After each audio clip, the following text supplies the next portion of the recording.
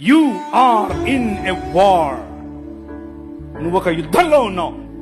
నువ్వు ఏ క్షణమైతే ప్రభు అయిన యేసుక్రీస్తుని రాజుగా అంగీకరించావో, ఏ క్షణమైతే ఆయనకు అలీజియన్స్ నమ్మకత్వాన్ని నువ్వు చాటావో, ఆ రోజు నుంచి నువ్వు యుద్ధంలోనే ఉన్నావు. నీ యుద్ధములు శరీర సంబంధమైనవి కావని చెప్తున్నాను. నీ కొట్లాట కట్టెలతోనో, కర్రలతోనో, కత్తులతోనో, బాంబులతోనో కాదు. మన శత్రువు షెడ్డీ వేసుకునే ఆరసుడు కాదు. నో, వాడి వెనుక పనిచేస్తున్నటువంటి భావజాలం. మన శత్రువు బ్రాహ్మణుడు కాదు, బ్రాహ్మణుడు మంచోళ్ళు. ఆయన వెనుకున్నటువంటి ఆ భావజాలం. ఏంటా భావజాలం? నువ్వు స్త్రీవి, నువ్వు తక్కువ. నువ్వు ఫలానా కులంలో పుట్టావు, నువ్వు తక్కువ. నేను తలను, నేను దేవుడు. ప్రతి భావజాలాన్ని చెర్రపట్టి ఎక్కడికి తీసుకురావాలి? నీ రాజు కాళ్ల దగ్గరకు తీసుకొని రావాలి. That is what you need to do.